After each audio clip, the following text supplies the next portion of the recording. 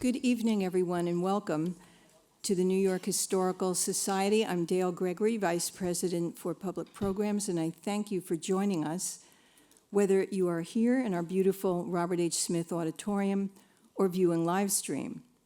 Tonight's program is a special presentation featuring a talk on the winning book of the 2021 Gilder Lehrman Prize for Military History at New York Historical Society. We're thrilled to be partnering with the Gilder Lehrman Institute of American History on this prize. It is thanks to the leadership of Louis E. Lehrman and the late Richard Gilder that we have joined together for the presentation of this award.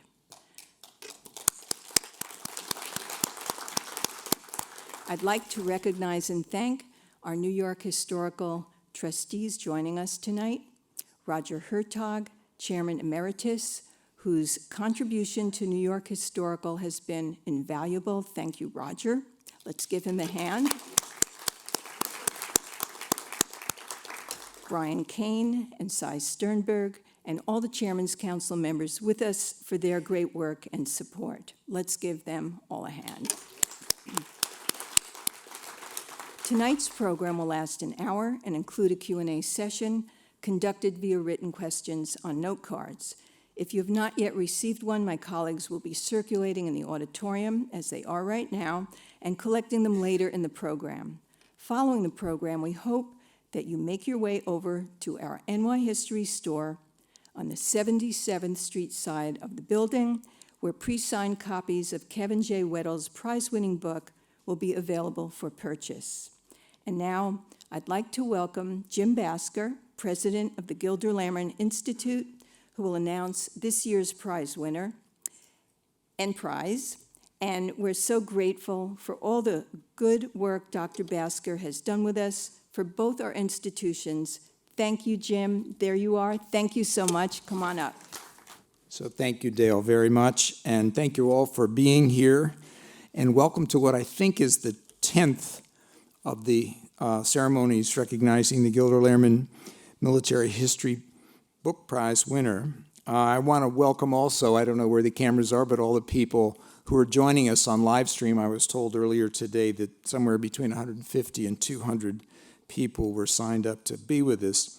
I'd also like to recognize and thank Roger Hertog, who's been such a force here at the Historical Society and a supporter of the Gilder Lehrman Institute, and a good friend. And of course, one of the people I want to recognize who can't be here physically tonight, but who is with us, I know, on the live stream, is Louis Lehrman himself, the co-founder of the Gilder Lehrman Institute and actually creator of the Military History Book Prize. Yes, thank you. And of course, we have here this year's winner, Professor Kevin Weddle, and the chair of the jury, Andrew, now Lord Roberts of Belgravia. Andrew Roberts, known as a historian, but now as a distinguished member of the House of Lords. It's great to have you, Andrew, and we'll be hearing from you shortly. I want to also thank the staff of the New York Historical Society, who are, as always, efficient and gracious, and my colleagues at the Gilder Lehrman Institute for their work preparing for this evening. This Military History Book Prize is only the latest in a long series of programs on which the New York Historical Society and Gilder Lehrman have partnered, going back all the way to the 1990s. In fact, in 1997-98, we partnered with the Historical Society on a George Washington exhibition called Treasures from Mount Vernon. In 2000, the year 2000, an exhibition called Give Me Sanctuary on the photography of lynching, which was a really difficult show. And of course, in 2004, Alexander Hamilton, the man who made modern America, which was a big project we all enjoyed for a year or so. And in 2003, the Gilder Lehrman collection came here on deposit and has been here ever since. So we have partnered on many other exhibitions over the year, including some that are in the case outside in the main gallery. But I want to say a word quickly about the Gilder Lehrman Institute. Founded by the late Richard Gilder, and as many of you know, we lost Dick in May of 2020. and his partner, Lewis Lehrman, in 1994, they set out to fight what we call historical illiteracy. And many programs followed from that initial foundation, a very elaborate set of teacher seminars every summer, student programs, including an online AP US History Study Guide that serves 1 million people a year. And over the last 6 years, our partnership with Hamilton on the Hamilton Education Program, which has now reached hundreds of thousands of students. But at the center of what we do is a network of now 32,000 affiliate schools across all 50 states. There are roughly 80,000 teachers in those schools on our list, and they in turn have about 8 million students in their classrooms. So we're trying to do on scale some work to improve the quality of the teaching and learning of American history. I want to say that tonight one of our affiliate schools is here with their teacher, Eximus College Prep Academy from the Bronx, and there are 14 of their students and their teacher, Joe Costello. Welcome.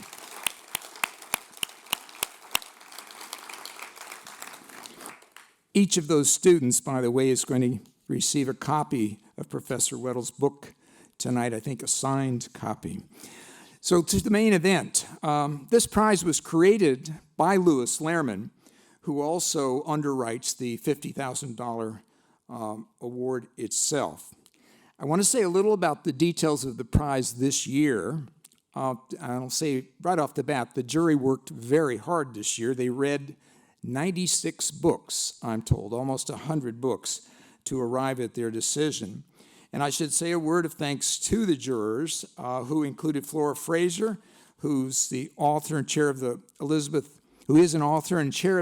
Longford Prize for Historical Biography, Alan Gelzo, who's a senior research scholar of the Council of Humanities at Princeton and director of the James Madison Program's Initiative in Politics and Statesmanship, Ian Beckett, who is an historian and also chairman of the Council of the Army Records Society and secretary to the Buckinghamshire Military Museum Trust in England, and professor of military history at the University of Kent. Also Bob Daum, who is a trustee of the Gilder Lehrman Institute and also, I think, on the board of the American Battlefield Trust, and himself an aficionado of American history. And of course, the chair of the jury, whom I've already recognized, but to whom we're enormously grateful, one of the premier historians of our time, and a fixture here at the New York Historical Society as the Lehrman Institute Fellow, Andrew Roberts, Lord Roberts of Belgravia, as he is now. So I want to thank the jury for their hard work. I want to mention the finalists because although they're not here in person, I think their books deserve attention. They were selected from these 96 submissions, and I'll just tell you the titles in case you want to make a note and carry on. One of the finalists, there are 5 others, Stephen Conway's The British Army, 1714 to 1783, and Institutional History. Thomas A. Guglielmo, a book called Divisions, A New History of Racism and Resistance in America's World War II Military. Nicholas A. Lambert, The Warlords and the Gallipoli Disaster, How Globalized Trade Led Britain to Its Worst Defeat of the First World War. Sean McKeegan, Stalin's War, A New History of World War II. And finally, Richard Overy, Blood and Ruins, The Last Imperial War, 1931 to 1945. All very worthy books. But now to our winner this year, who is officially the 2021 winner. Books with the imprint of 2021 are eligible. Kevin J. Weddle for The Compleat Victory, Saratoga and the American Revolution, published by Oxford University Press. And Tim Bent from Oxford University Press is here tonight, and I think very proud of the latest of his authors winning a prize. Kevin Weddle is professor of military theory and strategy and Elihu Root Chair of Military Studies at the U.S. Army War College in Pennsylvania. He is a graduate of the U.S. Military Academy at West Point and served over 28 years on active duty before retiring as a colonel. He holds master's degrees in history and civil engineering from the University of Minnesota and a PhD in history from Princeton. During his career, he served in various command and staff positions in the United States and overseas, including command of a combat engineer battalion, and he is a veteran of Operations Desert Storm and Enduring Freedom. At the Army War College, he led the Advanced Strategic Art Program and served as the Deputy Dean of Academics. So I think we should pause first and say, Colonel Weddle, thank you for your service, and thank you for helping to train the next generation of our country's military officers. He has also been a visiting professor at Princeton University. His first book, Lincoln's Tragic Admiral, The Life of Samuel Francis DuPont, won the 2006 William E. Colby Award. So he has distinguished credentials on both his military and his academic side of the career. I want to just give you a couple of comments about the Compleat victory, and then you're going to hear a conversation between Kevin and Lord Roberts. This is one passage I read with interest. Weddle's inquiries combine the precise thinking of a professional soldier with a scholar's concern for the evidence. At the same time, he has written a fluent, graceful, and engaging book that brings out the drama of pivotal moments.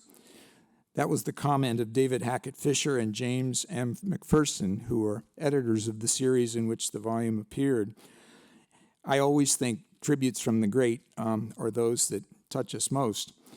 Gordon Wood called this book the fullest, most accurate, and most readable account of this most decisive battle of the Revolutionary War. Hard to beat that. So in a minute, we're going to have a conversation between Professor Weddle and Lord Roberts, but it gives me great pleasure at the moment, on behalf of the Gilder Lehrman Institute and the New York Historical Society, to present this year's Military History Book Prize and a check for $50,000 to Professor Kevin Weddle. Please come up. This, sir, thank you so much. Congratulations. Thank you, this sir. Is the official recognition. Yes, I love it. Here you are. Thank you very much. And please don't lose that.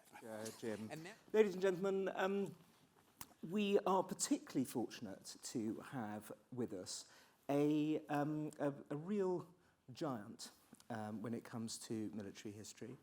It's a truly magnificent book.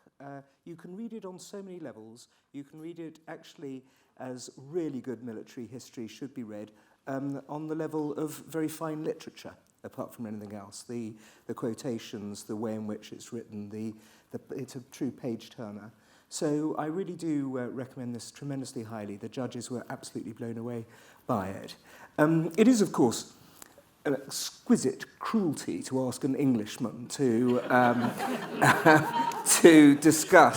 spend 40 minutes discussing the Saratoga campaign of all campaigns, owing to the fact that, as Kevin points out in his conclusion, it was catastrophic for my country on every level. But there we are. I'm here. Nothing I can do about it.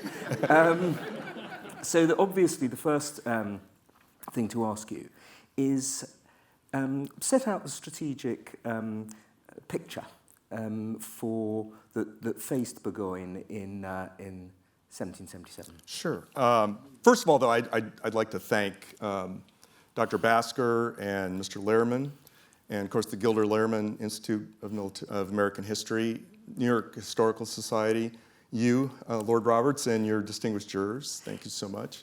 And it's just an honor to be to be on the same list as those finalists. I mean, just a tremendous bunch of finalists. And then, of course, I'd be remiss if I didn't thank my beautiful wife in the front row there, who has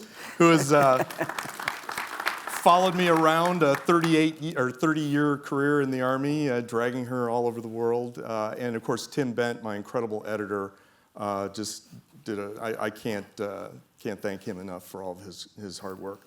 Okay, so the strategy in 1777. First of all, you said you feel a little trepidation talking about the problems of the British strategy, but I'm a devout Anglophile. I'm a huge Anglophile. In fact, I'm wearing my little Churchill pin today. Brilliant. He's one of my heroes. So I think actually in that way, because I'm an Anglophile, approaching this book helped me be scrupulously fair to the British senior That leadership. made it all the worse, as far as I was concerned. But in 1777, early 1777, the British faced a real challenge. They had failed to destroy the American army in 1776. Washington was able to stop the bleeding at the battles of Trenton and Princeton. They had failed in their first attempt to come down from Canada. Battle of Valcour Island was part of that. So they're looking for to come up with a war-winning strategy for 1777. And so there's basically two proposals for that strategy as they enter 1777. The first one was presented by General Burgoyne. He happened to be in London at the time. He had returned from the colonies back to London. So he was able to present his strategy directly to the king and Lord George Germain, who, as Secretary of State for the colonies, he was responsible for managing the war in North America. So his proposal was imaginative, but also very complex. So it called for two columns coming down from Canada, one going down the sort of the traditional Lake Champlain, Lake George, Hudson River Valley area to Albany, another one going down Lake Ontario and then cutting across New York on the Mohawk River, also linking up at Albany. And then his plan called for Sir William Howe's the big British army in North America, which is in New York, to come up the Hudson River. They would all link up at Albany, and then good things would happen. So that was his plan. Now, General Howe, Sir William Howe, who is the commander-in-chief, he proposes a different plan. There's several different plans he plays with, but he settles on wanting to take his big army to Philadelphia, seize Philadelphia, and in that way hoping to lure Washington into a major decisive battle. So by early 1777, Howe had come to the conclusion that the center of gravity of the rebels was Washington and his army. If he could defeat Washington and his army, he could probably win the war. And I think actually he was right about that. But I know a lot of historians don't agree with me on that one. But I think he had the right idea. So that's sort of the overall strategic outlook as we start 1777. So it's up to Lord Germain, and really with major input from the king, on which strategy that they would pick, or coming up with some sort of combined strategy that might work. And if the Burgoyne plan had worked and essentially the control of the Hudson River cut the New England colonies off from the rest of the American colonies, which was the concept behind it, essentially. Would that have won the war, do you think? I don't think so. No. I really don't think so. Again, I think I part company with some historians there. You're right. The whole idea was you would split the more rebellious New England colonies away from the less, at least they thought, less rebellious middle colonies and southern colonies, and that way you could divide and conquer. But if you look at what would have been required to actually do that, I don't think they had the combat power to do that. It would require, and this is actually a quote from Alexander Hamilton from the period, or a paraphrase of Alexander Hamilton. There is no way, I think, they could have secured that line. They could have secured the Hudson River Valley. I just don't think they would have had the combat power to do that and conduct offensive operations into New England. I just don't think they had that ability to do that. But what actually was to happen was essentially neither of the plans. Exactly. So what happened? Get granular for us about how we sort of fell between two stools, as it were. Right. So I think one of the big issues for the British trying to coordinate their strategy in 1777 was distance. So you've got three of the key decision makers sitting in London. You had the king, you had Lord George Germain, and you had Burgoyne. And then in New York, you had General Howe, the commander-in-chief. And then you had another commander-in-chief sitting up there in Canada, Sir Guy Carleton. So he's sitting up there, he's the commander-in-chief in Canada. So it's 3,000 miles away. So in the late 18th century, getting a message across is going to take at least 6 weeks under good circumstances, and then another 6 weeks to get a reply. So trying to coordinate that strategy and trying to come up with one coordinated, synchronized strategy is very, very difficult. Do you think Germain could have gone over to New York and been a sort of viceroy, commanding or at least coordinating the strategy from New York and cutting that 6 weeks out of the I think that would have been better. Even better, though, I think would have been you hire the right guy and put him in New York as the commander-in-chief, and you give them basic guidance. Okay, I want you to go track down and destroy Washington's army, or whatever that strategic guidance might be, and you give them whatever resources they need, at least to the best of your ability, and you let them then use their Was Howe the judgment. right man for that? I don't think he was a good commander-in-chief, and I talk about that. I compare Washington as commander-in-chief and Howe as commander-in-chief in the book. So I don't think he was a very good commander-in-chief, but I think he had the right strategic idea. And I think the right strategic idea was you had to destroy Washington. Washington becomes, he is the life of the American Revolution by this time. Trenton and Princeton has done that. It's kind of like, to me, it's like when Lee takes over at the Battle of 7 Days in the American Civil War, he turns the Army of Northern Virginia into the sort of the symbol of the Confederacy. And I think Washington has done the exact same thing with the main Continental Army. And so, and Howe recognizes that. And so I think he's absolutely got the right idea. But he hasn't. That isn't the Germain plan, is it? No. To go off and No. march eastward and capture Philadelphia and so on. No. So take us back to how Burgoyne gets stuck essentially in Saratoga. Right. The problem with the plan, and I think one of the arguments in the book is the British loss at Saratoga can be traced all the way back to the strategy. So it's really hard to overcome a bad strategy, and this was a bad one. What was supposed to be, again, a coordinated, synchronized strategy turns into this muddled, kind of two-pronged strategy, and it was Germain's fault, and I think mainly because he tells Burgoyne, okay, I approve your plan, we're going to execute your plan. He tells Howe, I approve your plan too, we're going to execute your plan, but as soon as you're done, so General Howe, as soon as you're done with Philadelphia and destroying Washington's army, then you need to go up and help Burgoyne, which to me showed a complete lack of understanding of campaigning in America and what it would take. This isn't the plains of Europe that Germain had fought on in the 7 Years' War. That's where he had his experience. So he doesn't understand what it would take.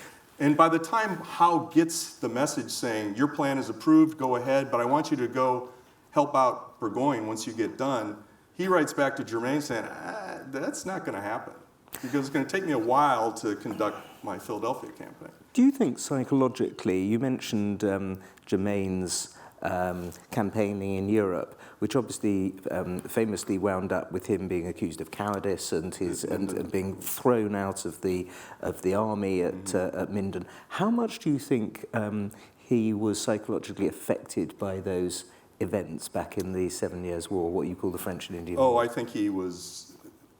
I think absolutely he was affected by that. I think.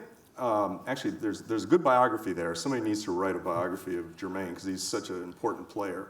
But I think he was. But the real problem, I think, with Germain is his inability to develop good working relationships with his general officers.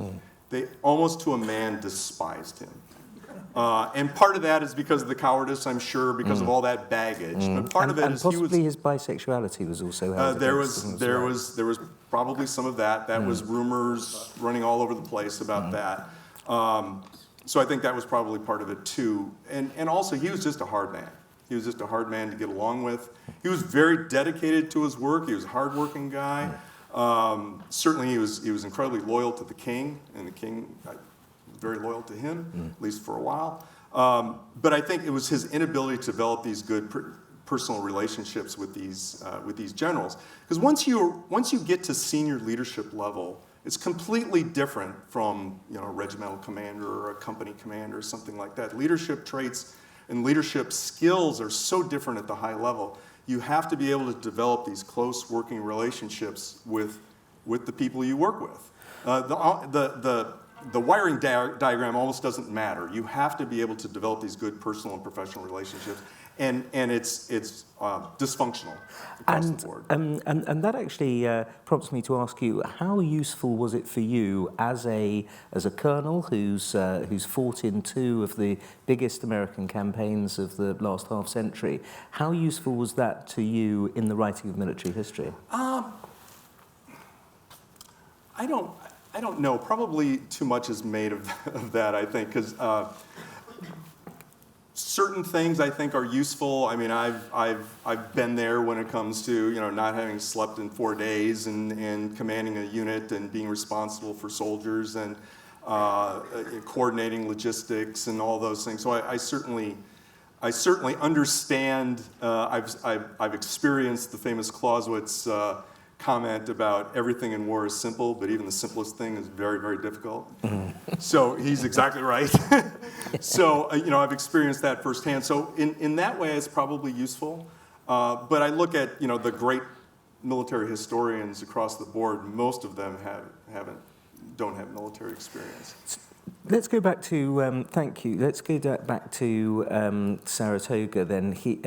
Burgoyne, because Howe has veered off and taken Philadelphia, at the same time that Howe has come down to take, to Saratoga, how is he then boxed up there? Tell us about Schleyer, tell us about Gates and the American side. Right. Well, when Burgoyne leaves Canada, he's made a couple assumptions.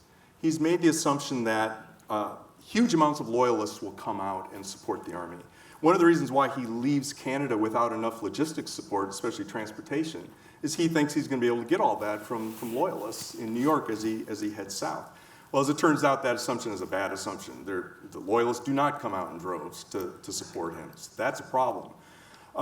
He thinks Ticonderoga is probably going to be the toughest part of his campaign to get down to Albany. Turns out that's the easiest part of the campaign. He's able to take Ticonderoga in just a couple days.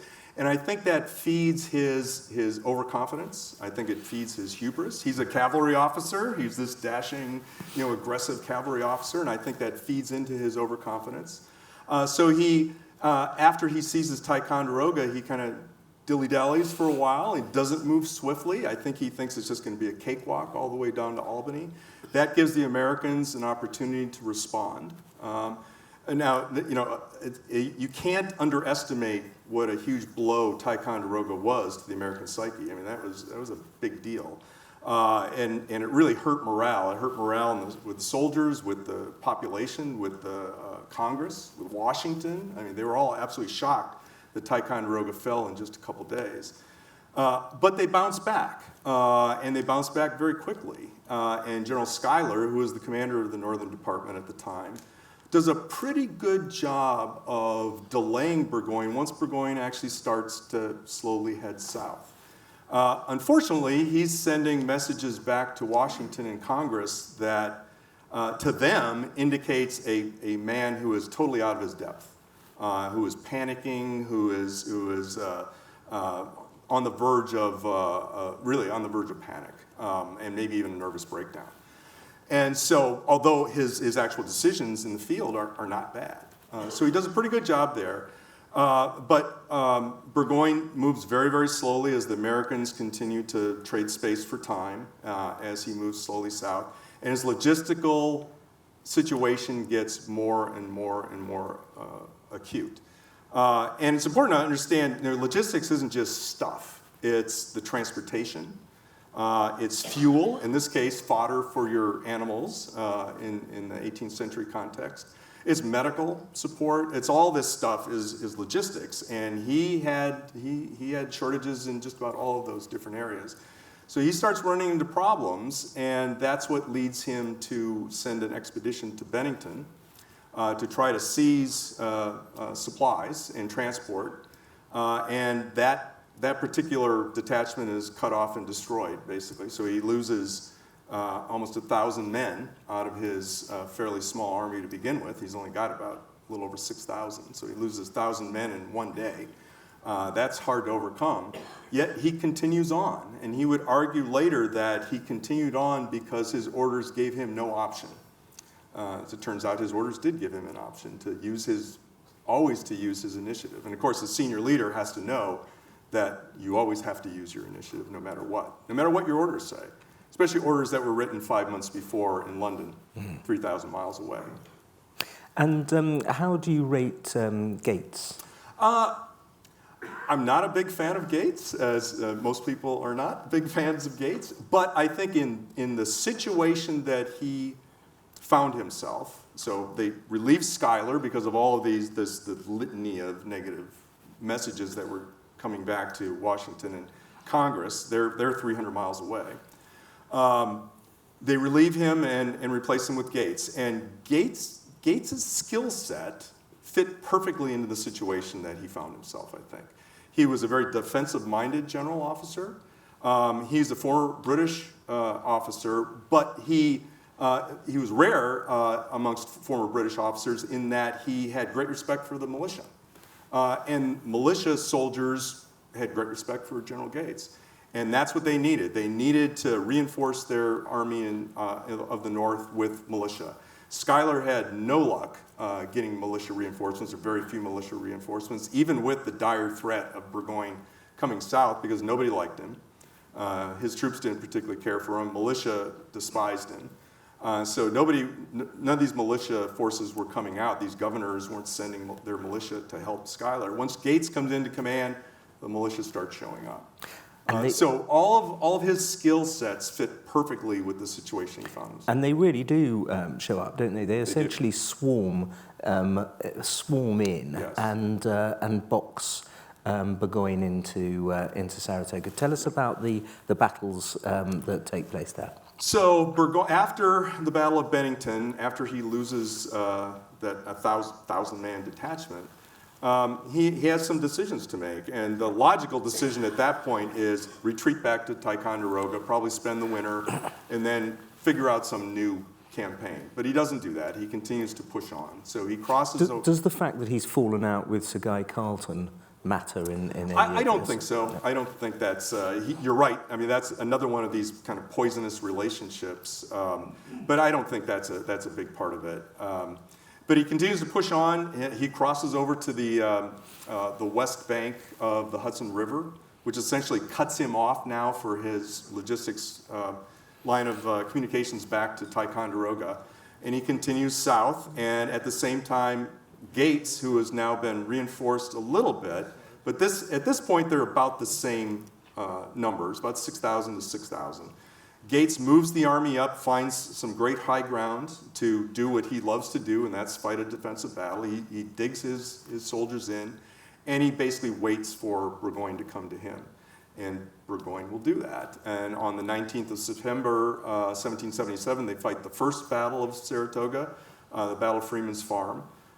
It's a British victory, sort of British victory, because they hold on to the ground.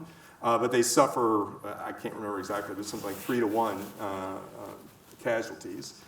And then at that point, Burgoyne probably had his last chance to get out of there, to fall back to Ticonderoga. But again, he decides to stay put and continue to push on to Albany. And as well as hubris that you mentioned, there's also, isn't there, a fundamental underappreciation of American fighting quality, yes, and equipment and leadership and so on, which you also see, of course, elsewhere in the war in a wider sense as well. Was this just sort of racial superiority that you sometimes get with those grand English Whig aristocratic types, or was it a sense that because he was a regular and these guys were militia, that they were going to break and run when they were faced by disciplined troops? Yeah, I think it was the latter in Burgoyne's case. He, starting with, it's an interesting anecdote in the book, but as he's heading down Lake Champlain, he issues this grand proclamation where he's trying to overawe the population. And so he clearly has very little respect. And I think Ticonderoga falling in just a couple days fed into that.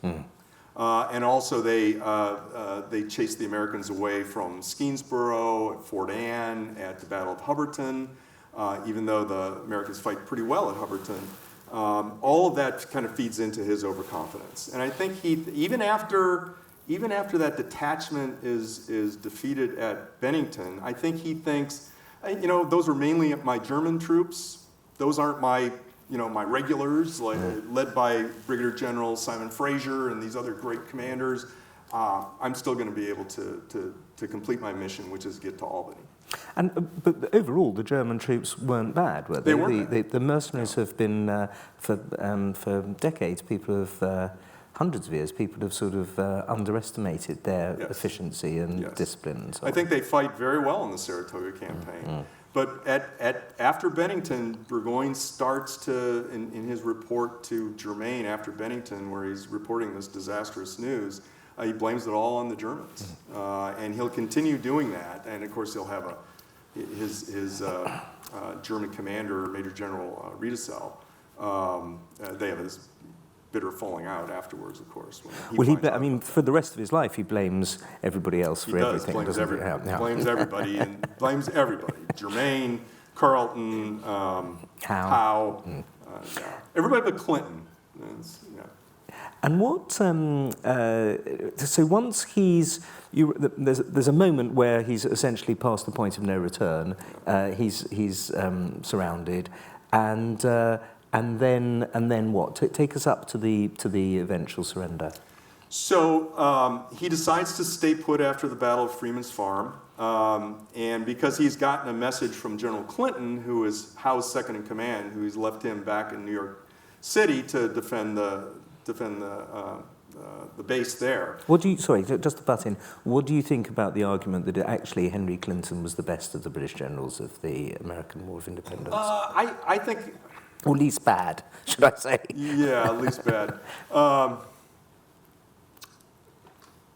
Who else do you rate then? Again, I think Howe had the right strategic idea. He wasn't a very good commander-in-chief. So I think, given all that, I think Clinton probably is the best out of that bunch. I do give Howe some kudos, though, in the book because of his strategic sense. I think it was the right way to go. But at any rate, Clinton is down in New York City. That's another horrible relationship between Clinton and Howe. They have a horrible relationship, and Clinton's the second in command, and they just It's amazing how much they all hated each other. Oh, yes. It is amazing. And it's not as if the Americans didn't have problems. They had their own problems, but they're able to work through it. And the Brits just are not. But at any rate, so he gets word, Burgoyne gets word that Clinton is going to try and come up the Hudson River to at least have some sort of demonstration to maybe draw off Gates or something like that. So he decides to stay put. Another fatal error on his part. Clinton never gets close to Saratoga, the area around where the battles were fought. And he decides he's running low on provisions. He's cut rations twice. His animals are starving.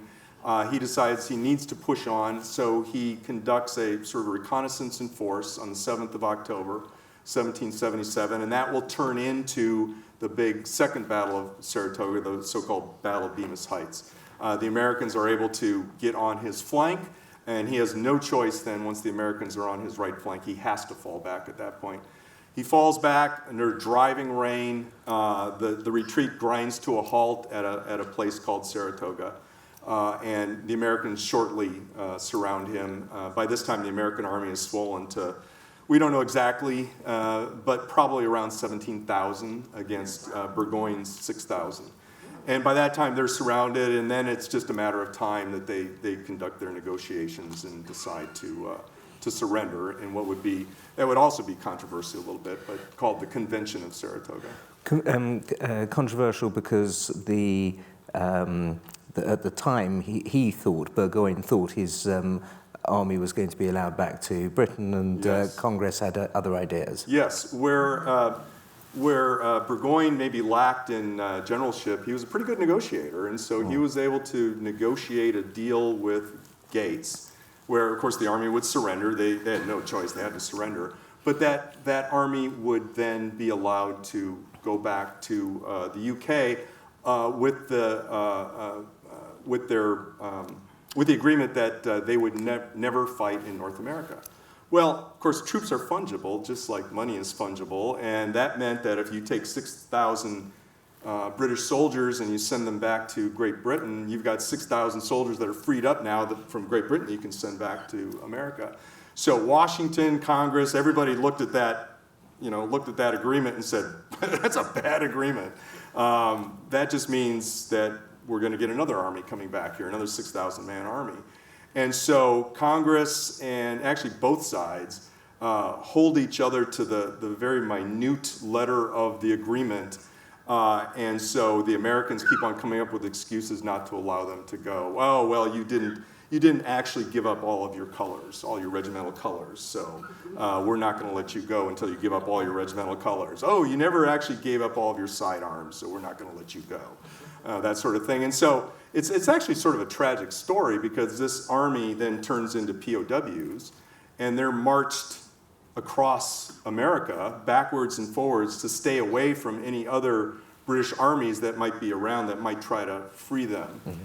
And so these poor guys are marched into Pennsylvania, first up to Boston, then into Pennsylvania, then down to Charlottesville, Virginia. And so many of them, of course, die of disease, and some of the officers are exchanged. Many British and German soldiers become Americans. They like what they see, and they become Americans. Yeah. But it's sort of a tragic story. You've mentioned Washington several times. What is his overall role when it comes to the Saratoga campaign? Right. So Washington, we're talking about really two major commanders-in-chief. There's Carleton, of course, but mainly it's Howe is the British commander-in-chief and Washington. And Howe is laser focused on his army going down to Philadelphia, defeating Washington.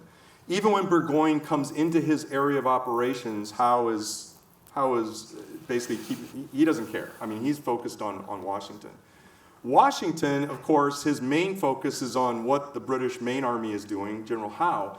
But on the other hand, he's also a commander-in-chief of the entire war. So he's paying very close attention to what's going on in the Northern Theater, and in fact, he provides General Schuyler in particular early on when it looks really bad after Ticonderoga.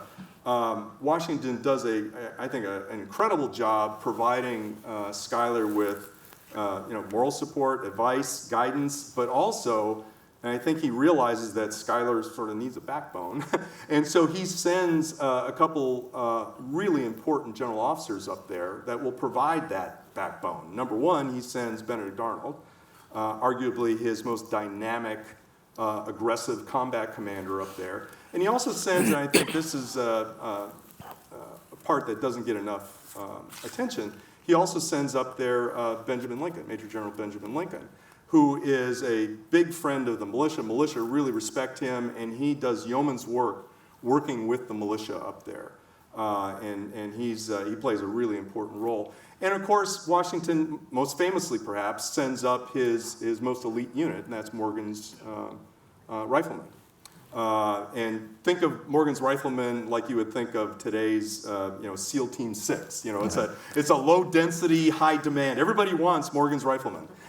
And Washington, selflessly sends them away from the main army up to bolster the Northern Army. Really important moves, all. What's your favorite story from the book? I think my favorite story from the book is the siege of Fort Stanwix. It's one that most people haven't heard about.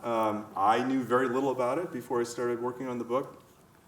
This is a small, plucky band of Americans sitting up at Fort Stanwix, right, present-day Rome, New York, guarding basically the entrance to the Mohawk River Valley. And so Burgoyne's other column that was coming down, that was supposed to come down the Mohawk River Valley, take pressure off him so he could get to Albany, gets stymied by this Fort Stanwix. And even though they outnumber this American garrison by 3-1, this American garrison holds out for 22 days, and they really do a brilliant job. A young colonel is in command. He's 26-year-old Colonel Peter Gansevoort. Just does a brilliant job commanding Fort Stanwix. And this is right after Ticonderoga had fallen, just a couple weeks after Fort Ticonderoga had fallen. So they knew what had happened up there, and they were determined, and this is actually a quote, to not make a Ticonderoga of it. And after Ticonderoga had fallen, John Adams famously said, "We will never hold a post until we shoot a general." And after the Americans held Fort Stanwix and forced that British column to go all the way back to Canada, Adams wrote, "I guess we don't have to shoot a general. I guess it shows that we can hold a post." Yeah. So it was a big deal. It was a huge for morale. It was really the first positive news that Americans had gotten from the North. What surprised you most in the research of this book? I guess it shouldn't surprise me since I personally led American soldiers for 28 years, but that's the resilience of the Americans, I think. They failed at Ticonderoga. It was a miserable failure at Ticonderoga. Why? What would you put that down to? What was the reason? I think it's poor leadership up there, General Sinclair. And it's serious. And I'm pretty hard on General Sinclair, but he's not the only one. I think you can blame Washington, you can blame Schuyler, you can blame Gates. All the commanders up there failed to put enough command attention to Fort Ticonderoga and make sure that it was capable of doing what it was supposed to do. But with the fall of Ticonderoga, it was again, you can't underestimate how important that was. And many of those soldiers who retreated out of Fort Ticonderoga in such a what they felt was a disgraceful manner, ended up being the ones who fought at the two big battles of Saratoga. So they bounced back very, very quickly. Bennington proved that as well, and the two big battles of Ticonderoga. It was just the resilience, the way they were able to bounce back. And this is before the whole winter of Valley Forge and von Steuben training up the American army so they could stand toe-to-toe to the British army. Well, the Northern Army had already done that, and they bounced back very quickly. So again, it probably shouldn't have surprised me, but it did. Now, we've got a lot of questions here, so I'm only going to give you about a minute per answer. Don't be surprised if I exactly run this like with a rod of iron. Okay. Did Native Americans play a role in this battle, or others nearby? Yes. The Iroquois? Yes, a huge role in this campaign. Burgoyne wanted at least 1,000 Native Americans going along with his force, and the force that was coming down the Mohawk River had a big contingent of Iroquois warriors, so they play a huge role. The problem for Burgoyne is after he lost at Bennington, most of his Native Americans deserted. So by the time they get down to Saratoga, the Native Americans are no longer playing a role in the campaign at all, but they played a huge role. The Battle of Oriskany takes place just outside of Fort Stanwix. It's mainly Native Americans versus American militia. One of the bloodiest battles in American history, really. Next question about a very splendid American general, in my view, Benedict Arnold. Yes. Please discuss Benedict Arnold's role at Saratoga. Right, he plays a huge role starting from when he arrives, again, basically becoming Schuyler's second in command and helping Schuyler defend and slow down Burgoyne as he's heading south. And then under Gates, also he's his de facto second in command. And he plays major roles in both the First Battle of Saratoga and the Second Battle of Saratoga, especially the Second Battle of Saratoga, when he personally leads a brigade, actually a brigade plus, in the final assault on the German redoubts on the far right flank of Burgoyne's force, where he's able to penetrate those fortifications and get on Burgoyne's right flank, forcing Burgoyne to fall back. So yes, he plays a huge role. As consequential as the victory at Saratoga was, the war lasted another 6 years. Why was Saratoga not a more decisive blow to the British? Interesting question, actually. Right, it is, it is. I think, part of that is, and I'll go with, one of my heroes' famous quotes, Churchill's quote about the only thing worse than fighting with allies is fighting without one. And I think the Americans, they learned pretty quickly that that's about the same issue here with the French. So it's going to take a while to coordinate with the French, get the French to actually land an army. That doesn't happen for several years. Now they right away will provide support, naval support, which of course is very welcome. But they don't really land an army until much later. So it takes a while for all that to play out. Yeah, the French are always there when they need you. I'm not touching that with a 10-foot pole. You can, Lord Roberts. How does the importance of the Battle of Saratoga rate compared to other Revolutionary War battles, and why? Yeah, well, I think, if you were looking at key turning points of the American Revolution, Trenton and Princeton are critical, those two battles together, because Washington sort of stops the bleeding. That's very, very, very important. And I think the British at that point realized that this is not going to be an easy war. Saratoga is absolutely critical, mainly because of the French coming in and the British losing an entire army. They only got 2 major field armies in North America, and they just lost one. So that's a huge deal. And then, I think other turning points are when Nathaniel Greene goes down to become the commander-in-chief of the Southern Department. That's a critical turning point. And then, of course, Yorktown is self-explanatory. But Saratoga, none of those things could have happened without a Saratoga. There had to be a Saratoga. It didn't have to be Saratoga itself, but I think there had to be something like a Saratoga that would convince the French finally that Americans had the staying power, and they were a horse that you could back. Did Horatio Gates and Benedict Arnold clash? What personalities were at play? Yeah, that's a fascinating story, and again, the relationships are so critical here. They had gotten along really well in 1776. In fact, Gates had defended Arnold. Arnold was thrilled when Gates is named commander of the Northern Department to replace Schuyler. But Arnold is very, very aggressive, and so when Burgoyne is heading south and he crosses over to the west bank of the Hudson River, Arnold wants to attack. Gates is saying, nope, we're going to stand back here behind our fortifications. We're going to react to what Burgoyne does, and so they do have a clash there. After the First Battle of Saratoga, Arnold is very upset that his men who did the bulk of the fighting in the First Battle of Saratoga didn't get enough credit in Gates's report back to Congress.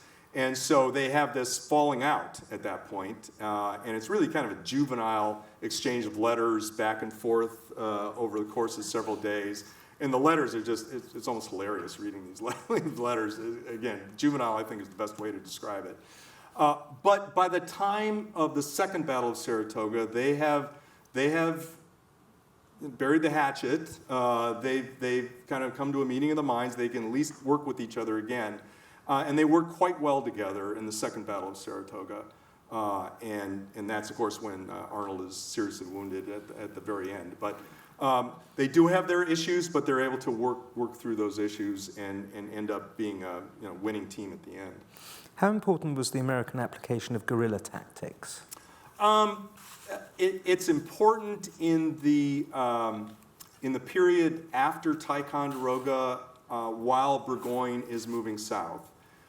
So that's really important because they're able to pick off patrols and things like that. Although at that point, Burgoyne still has his Native Americans, and they keep a lot of those American guerrilla forces at bay. Once they lose all their Native Americans after Bennington, that becomes a different story. And the Americans are able to, especially militia, are able to keep them from foraging, which really makes their logistics situation even worse, and things like that. So it's important. It's not going to be as important as what happens in the southern theater later on, but it is important. How long did you take to write this book, and why did you choose this particular topic? Right, so I can see Tim crawling under his chair right now, my wonderful editor, because it took a long time to write it.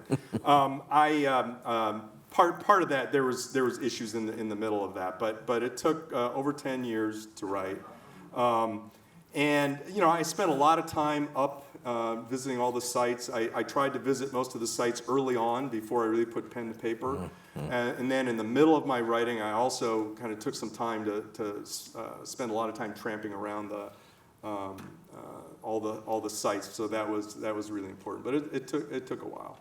This is a pleasing what if. How would the trajectory of the revolution have been altered if the Continental forces had lost? Lost at Saratoga. I don't think there would have been, I don't think that would have been a critical loss. I really don't, because Burgoyne, even if somehow he had defeated Gates, forced Gates to fall back, I don't think it would have mattered that much, because he didn't have enough combat power to do much of anything at that point. So I really don't think it would have mattered all that much. Last question. What are your biggest takeaways from this book? Several, I think, but the most important, and I think the two big themes that I tried to weave throughout the book are military strategy, and we throw that word out a lot, and we mostly use it incorrectly. But as you know from the books you've written, especially the wonderful Masters and Commanders, strategy sounds really simple, but it's really, really hard to do. And so I tried to look at both sides and how they developed and executed their military strategies, and where they went off the rails, or where they were able to overcome problems. And one of the big problems with the British is they, and that you, again, I go back to that book, Masters and Commanders, you showed how important it was that they continued to constantly update their strategy based on things that were happening. That's why they did all those conferences, continually updating their strategy. But this, the British didn't do. They had that one strategy, and they executed it, and it was a bad one. And so instead of continually updating their strategy, they didn't do that. The Americans did a better job with that. And the other big takeaway is the leadership.